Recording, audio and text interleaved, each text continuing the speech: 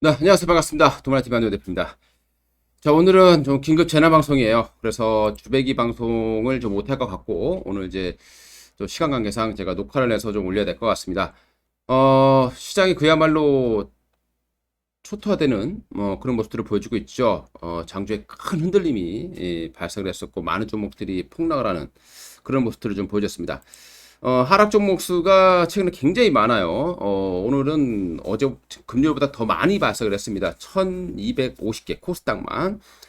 코스피가 거의 800여 개 종목, 900개 종목이 있는데 800 종목이 하락세를 그리고 있는 그런 상황입니다. 돌아가면서 때려내는 그런 모습들을 보여주고 있는데, 자, 최근에 이제 시장을 보시게 되면은 외국인들 매도가 바로 주범이 되고 있습니다. 외국인들이 지금 한국을 좀 떠나는 그런 모습들을 보여주고 있죠. 환율이 무려 1170원을 훌쩍 넘어가는 그런 모습들을 보여주고 있습니다. 환율이 올라가는 이유, 참 무엇일까 좀 고민을 해봐야 될 것 같습니다. 최근에 중국 증시, 일본 니케이 지수, 그리고 홍콩 항생, 대만 각건 지수, 뭐 크게 흔들리는 모습은 없습니다. 어제 미국 증시 같은 경우는 좋은 모습으로 마감을 해줬고, 그리고 유럽 지수가 좀 하락을 했습니다만은 그렇게 우려할 만큼의 하락은 아니었다라고 판단이 됩니다. 그런데 왜 유독 이렇게 한국 증시에만 이렇게 자금들이 이탈이 되는지 한번 우리가 이유를 한번 알아봐야 될 것 같습니다. 자, 첫 번째 이유를 본다라면, 이제 대놓고 본다라면 바로 이제 뭐 표면적인 이유, 테이퍼링에 대한 이슈가 될 텐데, 글쎄요, 이거는 한국 증시만 이렇게 빠질 만한 이유는 아니다라고 봐야 될 것 같고요. 만약에 빠진다면 홍콩이라든가 대만 이쪽도 같이 하락이 나와야 되는데 이쪽은 하락이 나오지 않고 있기 때문에 이 모든 문제를 테이퍼링으로만 우리가 치부하기에는 좀 무리가 있지 않는가 생각이 됩니다. 다만 지금 시장의 어떤 상승을 하는 종목을 보게 되면 왜 하락하는지를 알 수 있거든요. 그러니까 지금 상승하는 종목들 한번 시가총액을 보시게 되면은요. 어, 어, 보험주, 그리고 은행주, 카카오뱅크도 은행이지만 뭐 어쨌든 플랫폼이지만 은행도 들어가고요. 뭐 바이오 종목이야 그렇다 치고 그 외쪽의 상승 종목 수를 보시게 되면은 일단 현대해상, DB 손해보험 이런 이제 보험사들이 좀 많이 올라가고 있습니다. 얼마 전에 제가 이제 보험주들은 금리 인상에 따른 수혜주기 때문에 즉 테이퍼링이라든가 여기에 따른 수혜주기 때문에 현대해상, DB손해보험 강하게 급등하지는 않지만 보험적인 종목이다. 즉 하락을 어느 정도 방어해 줄 수 있는 종목이다라고 말씀드린 적이 있었는데 오늘 보험주들이 올라가고 있어요. 그래서 보험주들이 올라간다 소리는 결국에는 테이퍼링에 대한 이슈가 분명히 있다라고 우리가 생각을 해봐야 될 것 같고요. 오늘은 이제 그동안에 많이 올라왔었던 2차전지 소재 업체들이 투매를 하게 되면서 이제 좀 시장이 좀 하락하는 그런 모습을 보여줬었고 그와 함께 여행이라던가 이런 쪽들 우리 델타 변이로 인한 경기 둔화 가능성들도 시장에 좀 악영향을 미친 것으로 판단이 됩니다. 자, 거기에다 하나 더 붙여본다라면 아프간에 대한 내용인데요. 지금 아프간이 지금 함락이 됐죠. 탈레반에게 이제 함락이 됐는데 지금 아프간하고 좀 비슷한 어떤 상황은 아닙니다만은 비슷한 어떤 생각을 할 수 있는 그런 게 바로 이제 한국이죠. 주한미군이 철수를 하게 됐을 경우에 가장 악영향을 미칠 수 있는 나라가 바로 우리나라다라고 보시면 될 것 같습니다. 최근에 이제 바이든 대통령이 나오면서 국익 없는 전쟁을 하지 않겠다라는 또 발표를 하고 있는 상황이고, 최근에 이제 군대들을 중동 지역에서 지금 계속해서 이라크도 그렇고 빼나가는 그런 모습들을 보여주고 있습니다. 이런 것들이 이제 외국인들의 입장에서 봤을 때는 한국도 안전하지 않다라는 어떤 그런 인식이 좀 작용했을 가능성도 배제할 수 없다라고 생각을 해볼 수 있을 것 같습니다. 자, 그러면 이제 만약에 아프간 때문에 외국인들이 매도를 하고 시장이 폭락했다라면 우리가 이제 상대적으로 올라오는 종목들은 뭐가 있을까요? 바로 전쟁 관련 종목이 있을 겁니다. 스페코, 빅텍 이런 종목들은 지금 동반적으로 하락세를 보여주고 있는 그런 모습입니다. 그렇기 때문에 오늘의 하락 이유가 아프간 때문이다. 뭐 이렇게 보기에도 좀 무리가 있어 보이는 그런 모습이다라고 판단이 되고요. 환율이 지금 왜 이렇게 올라가느냐라는 게 이제 가장 문제인 것 같습니다. 뭐 전반적으로 지금 테이퍼에 대한 이슈 때문에 달러 장세가 이제 자체가 강세를 보이는 그런 모습도 있긴 있습니다만은 국내에서 유독 외국인들의 좀 공격들이 많이 나오고 있는 그런 과정입니다. 아무래도 우리나라가 지금 코로나로 인해서 자산 거품도 많이 꺼져 있다 이렇게 좀 판단하고 있는 것 같아요. 지금 부동산들이 너무 폭등을 했고 이에 따라 가계대출 지금 빨간불이 켜진 정도가 아니라 그 이상이었던 상황에 와 있다라고 시장이 판단하고 있는 것 같고요. 외국인들 입장에 봤을 때는 충분히 그렇게 생각해 볼 수 있는 모습이 아닌가라고 생각이 됩니다. 이래저래 지금 시장은 긴급 상황으로 봐야 될 것 같고요. 뭐 어떤 종목이 올라간다라고 표현하기 굉장히 어렵습니다. 그나마 올라가는 게 하나 있다라면 SK바이오 사이언스 대한민국 1호 백신이 될 가능성이 높다라는 평가 때문에 SK바이오 사이언스가 그나마 유독 이제 좀 강세를 보여주고 있고, 그 다음에 이제 삼성바이오로직스가 또 강세를 보여주고 있는 것입니다. 그렇다면 지금 시장은 약간 백신 쪽에, 백신, 코리아 백신 쪽에 조금 매수가 좀 몰리고 있는 것으로 보시면 될 것 같고요. 이와 함께 오늘 이제 유바이오로직스 역시 좀 강세를 좀 보여주고 있고, 셀리드 역시 한국형 백신 관련 종목들이죠. 역시 좀 매수가 좀 들어와 있고, 진원생명과학 같은 경우도 역시 좀 밀려 있습니다만은 좀 크게 밀리진 않는 그런 모습이고, 제넥신 오늘 제넥신도 매수가 좀 들어오는 그런 모습도 보이고 있죠. 최근에 제넥신 같은 경우에도 이제 K백신, 원래 제넥신이 백신을 개발을 하면서 최초로 임상에 들어갔었던 그런 기업이었습니다만은 여러 가지 이유로 인해서 지금 다시 재임상을 하는 그런 과정에 와 있습니다. 다른 기업들과는 다르게 제넥시는 비교 임상을 시작하고 있습니다. 특히 인도네시아에서는 제넥신의 백신 대해서 선주문 계약을 해놓고 있는 그런 상황이다라고 보시면 될 것 같고요. 제넥신은 주가 이제 바닥권에 좀 좋은 모습들 보여주고 있고, 뭐 3,000당 계약이라든가 이런 종목들도 조금 매수가 좀 들어와 있는데요. 아무래도 코로나 백신 또는 치료제, 이 3,000당 제약 같은 경우는 세계 최초로 유일하게 이제 코로나 백신을 이제 먹을 수 있는 이제 경구형의 백신 제제를 개발했습니다. 그러니까 백신을 만든 것이 아니라 먹을 수 있는 백신의 제제를 개발했다는 거죠. 그래서 이런 부분들이 최근에 좀 그나마 좀 부각되면서 좀 매수가 들어오고 있고, 나머지는 조금 어려운 모습들을 계속해서 보여주겠습니다. 자, 그동안 이제 주배기 종목들을 좀 리뷰를 해드릴게요. 와이어블 오늘도 좀 힘든 모습들을 보여주고 있습니다. 하지만 뭐 여전히 매도를 하지 않고 있는 상황이고요. 오늘이 이제 마지막 매수다라고 저는 판단을 하고 있습니다. 이제 오늘 이후로는 이제 매수가 없을 것이다.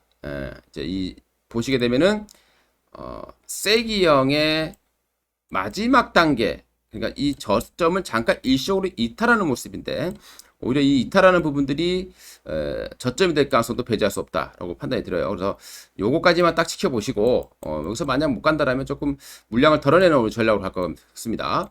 와이어블은 5G 기지국 업체인데 올해 하반기에 분명히 이 각 3사, 통신 3사가 대규모로 5G 기지국이라든가 이거를 건설을 해야 됩니다. 그렇다면은 요 악재만 좀 버텨낸다라면은 이 시장의 이 투매만 이겨낸다라면 이제 좀 반격이 나올 수 있다라고 판단이 되고요. 일단 데모마그네틱 2차전지 라인입니다. 여전히 뭐 좋은 모습들 보여주고 있고요. 오히려 좀 사야 되는 자리다 이렇게 판단이 됩니다. 자, 오늘 2차전지 장비 업체들은 크게 밀리지 않고 있어요. 2차전지 소재 업체들은 오늘 이제 급락합니다. 왜냐하면 이제 에코프로 보시게 되면 그동안에 굉장히 많이 올랐죠. 많이 올랐기 때문에 이제 주가가 변동성이 커지는 것은 당연한 현상이다라고 보시면 될 것 같고, 그와 함께 LNF라던가 이런 종목들이 좀 조정을 받는 그런 모습들을 보여주고 있습니다. 반면에 이제 A프로 자, A프로 이 2차전지 장비 업체죠. 오늘 올라가고 있습니다. A-Pro는 포메이션 장비라고 하죠. 우리가 2차 전지를 만들고 났을 때 맨 마지막에 숨을 불어 넣어주는 그런 기술, 충방전기라던가 이런 것들을 LG의 주력으로 공급하는 업체가 바로 A-Pro라는 기업인데 오늘 좀 매수가 들어오고 있습니다. 대범 마그네틱은 우리 이제 믹싱 공정에도 들어가게 되고요. 그리고 저 밑에 쪽에서도 또 들어갑니다. 조립 공정에서도 대범 마그네틱 기술이 들어간다라고 보시면 될 것 같고요. 그래서 대범 마그네틱 같은 경우도 좋은 모습들 보여주고 있고, 그다음에 하나기술도 역시 뭐 오늘 좀 밀리고 있습니다만은 나쁘지 않은 그런 모습이다라고 판단이 됩니다. 그리고 이제 그 NS 역시 뭐 크게 밀리지는 않고 있어요. 그 다음에 2차전지 장비 업체 중에서 CIS라는 업체. 오늘 CIS는 오히려 이제 급등을 하고 있네요. 지난번에 이제 한번 언급드렸던 종목 중에 하나인데, CIS 같은 경우는 이제 약간 좀 역회된 숄드의 패턴을 만들어냈었고, 그리고 지금 돌파 후 지지까지 만들어내고 이제 급등하는 그런 모습 보여주고 있죠. CIS는 뭐 전고체 전지도 개발하고 있는 업체가 되겠습니다만은 오늘 이제 상승 이루 보시게 되면 이제 고체 전해질, 즉 전고체 전지 이유로서 올라오고 있다라고 보시면 될 것 같습니다. 그만큼 이제 2차 전지 라인들은 살아있는 섹터다라는 걸 이제 보여주는 내용이죠. 시장이 빠져서 같이 밀리고는 있지만 충분히 우리가 공략해 볼 수 있는 섹터는 2차 전지 장비 쪽이다. 이제는 2차 전지 소재는 너무 많이 올라왔고 장비 업체들이 순환 강세를 보일 가능성이 좀 높다라고 판단해 볼 수 있을 것 같습니다. CIS도 올라왔고, 자, 그 다음에 이 종목이 있죠. 캠트러스 역시 2차 전지 소재 업체로 올라오다 최근에 좀 밀리고 있는 그런 모습들을 보여주고 있다라고 판단됩니다. 그 다음에 이제 저희 주배기가 들어가 있는 종목 엠플러스라는 종목, 오늘 좀 하락세가 좀 진행이 되고 있죠. 제가 볼 때는 저렴 저가 사스다 이렇게 판단이 됩니다. 자, 엠플러스라는 업체는 2차 전지 공정 중에서도 파우치 쪽에 주력을 하고 있는 그런 업체 되겠고, 오늘 이제 급락하고 있는 이유는 실적이 좀 안 좋게 나왔어요. 금요일 날 장 끝나고 2분기 실적이 나왔는데 2분기 실적이 좀 적자가 되는 그런 모습을 보여줬습니다. 하지만 이 실적이라는 것은 과거치의 모습이고, 그리고 2차 전지의 장비 투자, 소재는 이제 지난번에 증설했던 것이 완료됐기 때문에 소재는 폭등을 했고, 다시 또 증설에 들어간다라면 또다시 장비 업체들이 갈 수밖에 없습니다. 그래서 엠플러스는 오늘은 오히려 이제 저가 매수의 기회다라고 판단해 보실 수 있을 것 같고요. 그와 함께 이제 주배기가 우리가 이제 보유하고 있는 섹터들, 뭐 나노라는 기업이 있을 텐데 좀 밀리고는 있습니다. 하지만 자, 돌파 후에 지지의 모습, 탄소세가 이제 국내에서 정치권에서 지금 계속 얘기가 나오고 있는 그런 과정이 있죠. 탄소세 얘기 나왔을 때는 나노를 집중적으로 보셔야 된다라고 말씀드렸는데, 나노는 지금 거래량이 크게 수반이 되면서 정고점 부근들을 돌파를 해줬고요. 돌파를 할 때 거래량이 크게 수반이 됐고 돌파 후 지지 라인이에요. 저가 매수가 아니다 판단하시면 될 것 같습니다. 뭐 이런 섹터들 저는 그렇게 말씀드리고 싶습니다. 어려운 시장이에요. 굉장히 어려운 시장입니다. 우리가 이제 확률로 따져 본다라면 10%의 확률이에요. 올라가는 종목이 10%밖에 되지 않았습니다. 10%도 안 된다고 봐야 되겠죠. 코스닥의 총 주식 수가 1,500여 개 되는데요.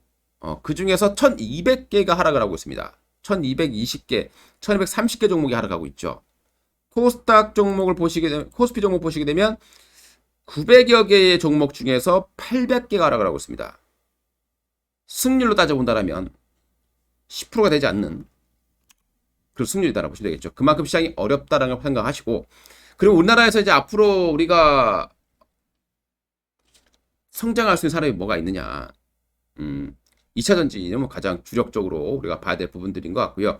소재 쪽보다는 최근에 많이 올랐던 좀 이제 장비들이 잠에서 깨어나고 있다라는 거 좀 주목을 하셔야 될 것 같고, 그 다음에 이제 탄소와 관련된 종목, 환경 관련 종목들도 꾸준하게 우리가 지켜봐야 될 그런 섹터로 판단됩니다. 그 다음에 이제 백신, K형 백신 관련 종목들, 이런 종목들도 계속 시장에서 좀 관심을 받을 가능성이 높을 것이다 라고 이해를 하시면 될 것 같습니다. 그 외에 뭐 반도체 같은 경우는 낙폭 과대로서 좀 저가 매수는 해볼 수 있다 라고 판단을 하고요. 삼성전자와 하이닉스, 최근에 하이닉스 어제도 말씀드렸습니다만은 하이닉스 같은 경우에 감매도권이 들어왔다고 말씀을 드렸고요. 볼린저 밴드를 하향 이탈했다라는 부분들도 우리가 좀 생각해 봐야 될 것 같습니다. 이거 밴드를 하향 이탈했다라면 이제 2, 3일 안에 급반등이 나와줘야 된다라고 보시면 될 것 같습니다. 대략 11만원까지의 반등 여력이 있다라고 판단이 되고요. 자, 그리고 이제 우리가 그동안에 시장에서 계속 밀려왔고 후퇴만 해왔습니다. 지금 계속 밀리고 있는 그런 과정이죠. 제가 얼마 전에 그런 말씀 드렸을 거예요.